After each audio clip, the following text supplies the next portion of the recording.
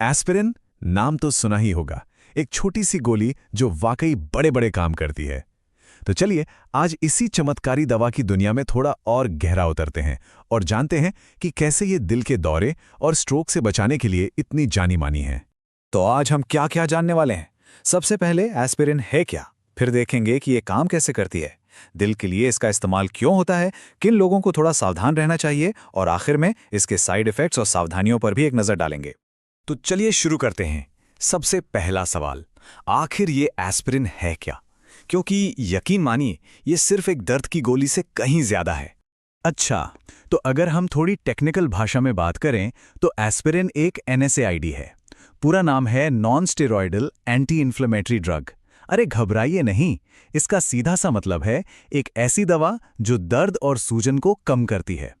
पर इसका असली कमाल, जैसा मैंने कहा, वो कुछ और ही है।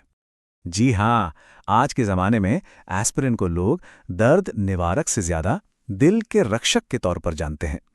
इसका सबसे बड़ा काम है हमारे खून में उन खतरनाक थक्कों को बनने से रोकना जो आप जानते हैं जानलेवा भी हो सकते हैं। तो सवाल ये उठता है कि आखिर ये छोटी सी गोली हमारे दिल को बचाती कैसे है? इसका सारा राज खून के थक्कों को रोकने की इसकी एक अनोखी ताकत में छिपा है। देखिए होता क्या है कि हमारे खून में ना प्लेटलेट्स नाम की छोटी छोटी कोशिकाएं होती हैं।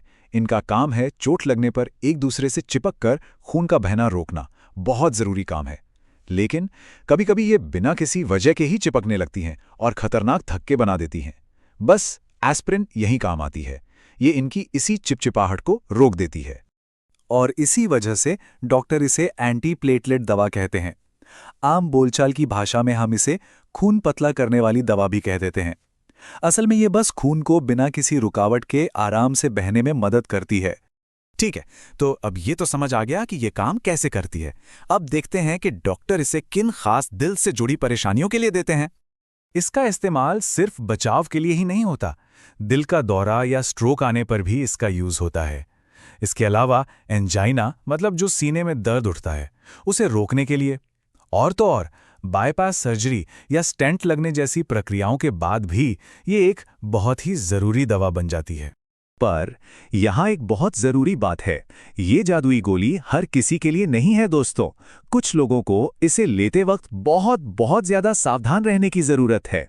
तो फिर सवाल ये उठता है कि वो कौन लोग हैं जिनके लिए ये दवा सुरक्षित नहीं है। इसका जवाब जानना हम सबके लिए बहुत ही ज्यादा जरूरी है। जैसे कि अगर किसी को खून आसानी से जमने की समस्या नहीं है, या पेट में अल्सर या ब्लीडिंग की हिस्ट्री रही है, लिवर या किडनी की कोई परेशानी है, हाई ब्लड प्रेशर रहता है या फिर अस्थमा है, इन सभी सूरतों में एस्पिरिन लेने से पहले डॉक्टर से बात करना सबसे ज्यादा जरूरी है। और हाँ, एक बहुत ही जरूरी चेतावनी, 18 साल से कम उम्र के बच्चों और किशोरों को ये दवा बिल्कुल नहीं देनी चाहिए, खासकर जब उन्हें कोई वायरल इन्फेक्शन हो, क्योंकि इससे रेस सिंड्रोम नाम की एक बहुत गंभीर बीमारी का खतरा रहता है। इसी तरह गर्भवती महिलाओं के लिए भी ये एक बड़ा नो है। ये बच्चे के विकास पर असर डाल सकती है और डिलीवरी के वक्त भी दिक्कतें खड़ी कर सकती है। इतना ही नहीं, ये दवा ब्रेस्ट मिल्क में भी जा सकती है, इसलिए जो माएँ बच्चे को दूध पिला रही हैं उन्हें भी इससे बचना चाहिए। चलिए, अब जब हम ये जान गए हैं कि किन लोगों को सावधान रहना है, तो अब बात करते हैं इसके कुछ आम साइड इफ़ेक्ट्स और उन सावधानियों की जो रोज़मर्रा की ज़िंदगी में बरतनी चाहिए। अच्छा, साइड इफ़ेक्ट्स की बात करें तो ज़्यादातर तो बहुत हल्के होते हैं, जैसे कि सीने में थोड़ी जलन हो गई, पेट खराब हो गया या जी मिचलाया। लेकिन कुछ गंभीर लक्षण भी हैं जिन पर फौरन ध्यान देना ज़रूरी है, जैसे मल या कफ में खून आना, 3 दिन से ज़्यादा बुखार रहना या कानों में अजीब सी आवाज़ें आना। ऐसा कुछ भी हो तो बिना देर किए डॉक्टर से संपर्क करना चाहिए। सुरक्षित रहने के लिए कुछ और चीज़ों से बचना चाहिए। पहली चीज़, शराब।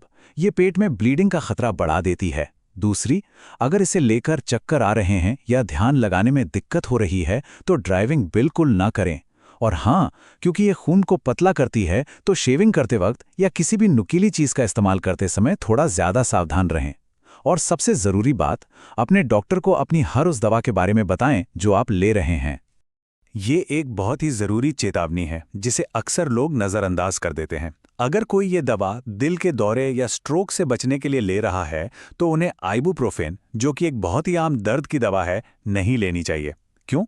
क्योंकि आइबुप्रोफेन एस्पिरिन के असर को कम कर सकती है। तो हमेशा याद रखें, डॉक्टर से पूछे बिना इन दोनों को साथ में ना लें। तो इस सारी बातचीत का निचोड़ क्या है? निचोड़ ये है कि एस्पिरिन बेशक एक जान बचाने वाली दवा हो सकती है, लेकिन ये कोई टॉफी नहीं है जिसे जब मन किया खा लिया। इसका इस्तेमाल हमेशा और हमेशा सिर्फ डॉक्टर की देखरेख में ही होना चाहिए। और ये हमें एक आखिरी और बहुत अहम सवाल पर लाकर छोड़ता है। क्या हम अपनी सभी दवाओं के बारे में जानते हैं कि वो एक दूसरे के साथ मिलकर कैसे काम करती हैं? अपनी दवाओं के बारे में जागरूक होना शायद सेहतमंद रहने की दिशा में सबसे बड़ा कदम हो सकता है। इस पर जरूर सोचिएगा।